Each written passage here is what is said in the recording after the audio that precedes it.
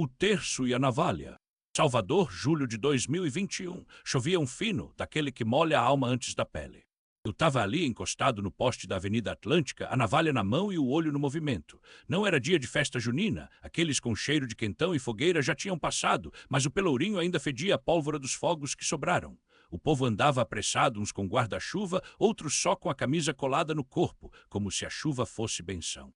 Para mim, era só mais um dia de trabalho.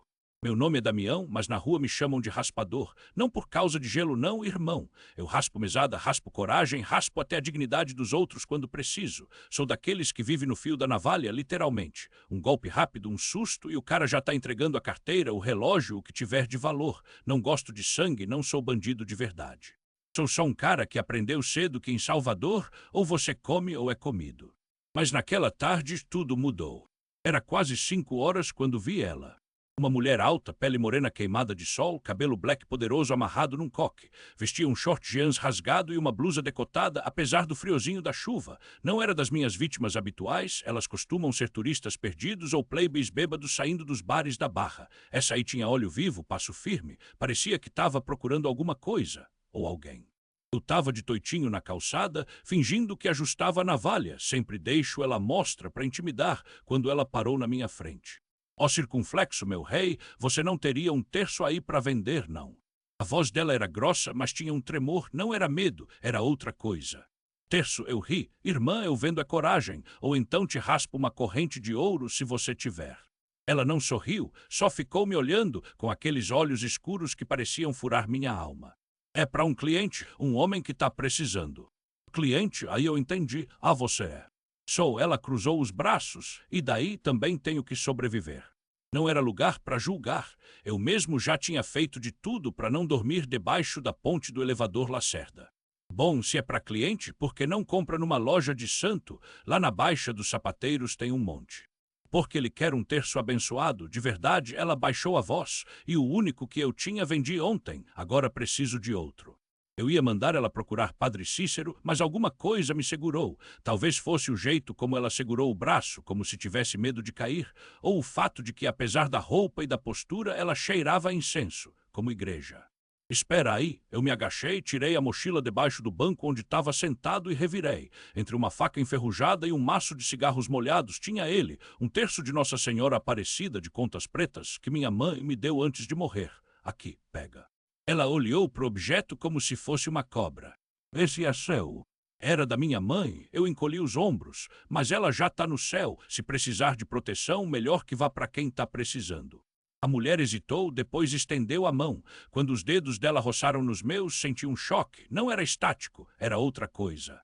Obrigada, ela guardou o terço na bolsa, rápida, quanto eu te devo. Nada, eu já estava arrependido. Só me diz uma coisa, porque um cliente seu precisa tanto de um terço abençoado. Ela olhou para trás, como se tivesse medo de ser ouvida. Porque ele está sendo caçado e não é pela polícia. Antes que eu pudesse perguntar mais, um carro preto parou na frente da gente, com os vidros escuros. O motorista buzinou. A mulher deu um passo para trás, os olhos arregalados. Merda, ela segurou meu braço com força. Me ajuda. Não era pedido, era ordem. E antes que eu soubesse, estava metido numa enrascada que ia mudar minha vida. O carro desceu a ladeira da rua Chile em velocidade, com a gente correndo atrás. A chuva agora caía mais forte, transformando o paralelepípedo em pista de gelo. Quem são esses caras? Eu gritei, tentando acompanhar o passo dela. Zong, o terço e a navalha. A mulher, que ainda não sabia o nome, puxou meu braço com uma força que quase me arrancou do chão. Seus dedos afiados como garras de gavião, a respiração ofegante. Homens do Sírio, ela cuspiu como se fosse praga. Eles querem o terço. Que terço, porra? Eu não estava entendendo nada, mas o instinto já gritava. Corre, Zé. O carro preto freou de repente na esquina da rua Miguel Santos, bloqueando a saída. 2 homens desceram, ambos de terno escuro apesar do calor úmido de julho. Um deles tinha uma cicatriz em forma de cruz no queixo. O outro, óculos escuros que não escondiam o olhar de cobra. Maria Bonita, o da cicatriz, chamou com um sorrisinho que gelou minha espinha. A gente só quer conversar. A mulher, Maria Bonita, então apertou os lábios. Vi o brilho de algo metálico na mão dela, uma navalha fina como lâmina de barbear. Não hoje, Satanás, ela sussurrou, mais para si mesma do que para mim. E então fez uma coisa que me deixou paralisado. Jogou o terço que estava no pescoço direto para mim. Segura isso como se fosse sua alma, raspador. Ela empurrou meu peito com tanta força que eu tropecei no meio-fio. E corre. Não precisei de mais aviso. Quando o primeiro tiro estourou, eu já estava descendo a ladeira da montanha como se o diabo tivesse solto os cachorros do inferno atrás de mim. Salvador, em julho, é uma cidade de contrastes. Enquanto o cheiro de pipoca queimada e quentão das barracas de São João ainda impregnava o ar, a chuva fina, aquele chuvisco traiçoeiro que molha sem a gente perceber, transformava as ruas em espelhos escorregadios. Eu, Zé do Raso, raspador de profissão e pecador por vocação, não estava esperando que minha noite fosse virar um filme de bang-bang. Mas ali estava eu, com um terço de Nossa Senhora Aparecida na mão, um daqueles de conta grossa, pesado como culpa, e 2 homens armados no meu encalço. Pulei um muro baixo na Rua das Laranjeiras, arranhando a perna no reboco solto. A dor queimou, mas o medo era pior. Escondi o terço dentro da camisa, suado, o coração batendo no ouvido. Por que caralho ela me deu isso? Lembrei do que Maria Bonita tinha dito, ele tá sendo caçado, e não é pela polícia. O terço era a chave, mas pra quê? Do outro lado do muro ouvi passos, rápidos, precisos, profissionais. O raspador tá com ele, a voz do de óculos cortou a noite. Pega vivo, o patrão quer informações. Patrão, informações? Isso não era briga de rua, não. Era coisa de gente grande. E eu, um cara que vivia raspando bilhete para sobreviver, tava no meio como isca de peixe. Respirei fundo. Tinha 2 opções: ficar parado como veado no farol ou correr como se o próprio São Jorge tivesse me dado as asas. Escolhi a segunda. Saí correndo pela Rua da Ajuda, onde as casas antigas têm janelas de treliça e os santos de gesso olham pra gente como se soubessem de tudo. Passei por um grupo de jovens cantando Pula a Fogueira e, sim, em julho ainda tinha gente prolongando o São João e quase derrubei uma mesa de tapioca.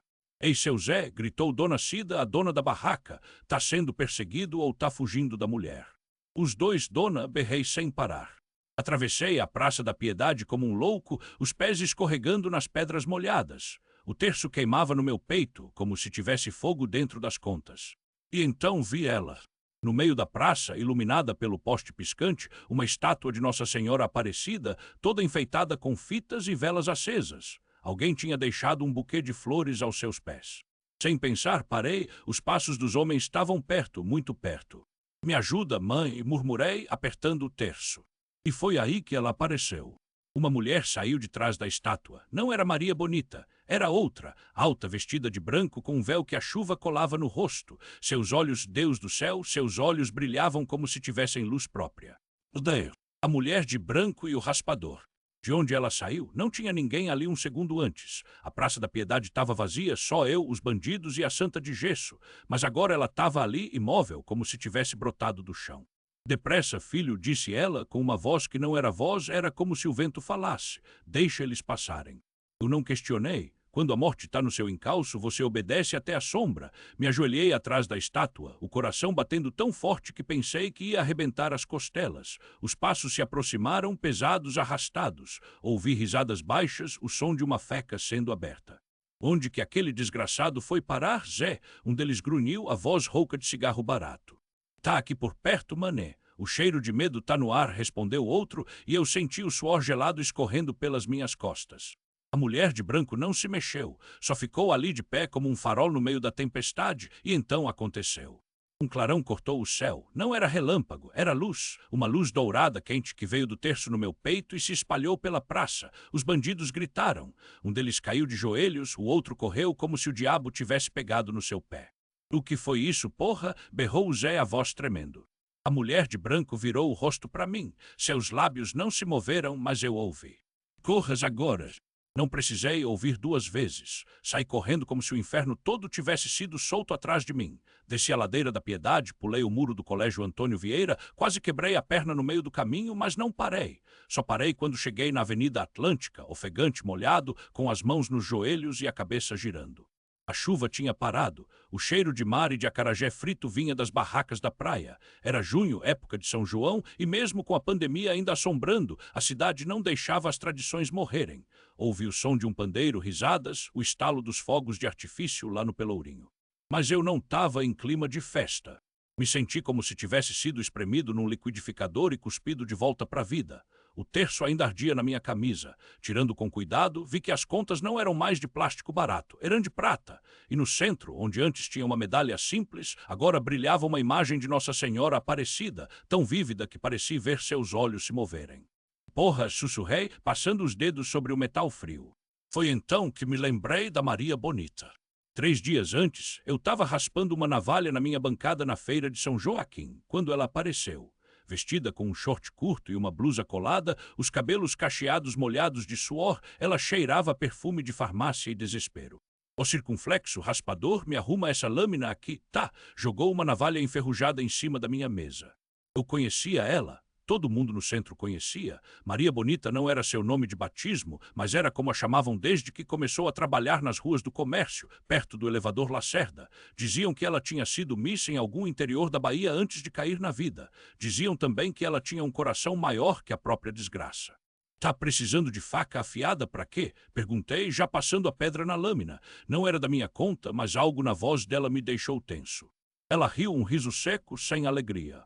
Para me defender, ué, ou você acha que essa vida é só glamour? Não respondi, sabia que não era. Salvador tinha um jeito de engolir as pessoas. Um dia você tá dançando no trio elétrico, no outro tá vendendo o corpo para sobreviver. Thomas, empurrei a navalha para ela. Cuidado com isso e corta até a sombra. Ela pegou, passou o dedo na lâmina e assobiou. Valeu, mano. Depois, com um olhar que não combinava com a maquilhagem pesada. Você acredita em milagre, raspador? Fiquei parado. Milagre. Na minha vida, o mais perto que eu tinha chegado de um milagre era não ter levado uma facada ainda. Depende, respondi. Se for milagre de santo, acho que não, agora. O terço e a navalha. Agora, se for milagre de gente, aí já vi uns 2 ou 3. Como o dia que o Zé do Camarão, bêbado pra caramba, pulou do cais e saiu nadando como se fosse peixe. Ou quando a Dona Maria de Lourdes, com 80 anos nas costas, carregou sozinha um botijão de gás escada acima. Isso pra mim é milagre. Ela riu um riso rouco de quem fumou demais e chorou mais ainda. Não, burro, milagre de verdade, tipo Nossa Senhora. Aí eu soltei uma gargalhada. Não de deboche, não, de nervoso. Porque falando nisso, a última vez que eu tinha ouvido falar em Nossa Senhora Aparecida foi quando minha mãe, antes de morrer, me deu um terço de contas pretas e disse: "Filho, quando a vida apertar, segura isso como se fosse sua última chance." Guardei o terço no bolso da calça rasgada e nunca mais tirei. Não por fé, não, por superstição, tipo amuleto de jogador de futebol. Olha, minha irmã, falei, coçando a barba por fazer, se Nossa Senhora quiser me ajudar, que me arrume um cliente que pague adiantado e não queira negociar o preço depois. Ela olhou para o céu, onde a chuva fina teimava em cair, molhando os postes da Avenida Atlântica. As luzes dos barracões de São João piscavam ao longe, no Campo Grande, mas aqui na orla só tinha o cheiro de maré baixa e o som dos carros passando rápido, como se tivessem medo de parar.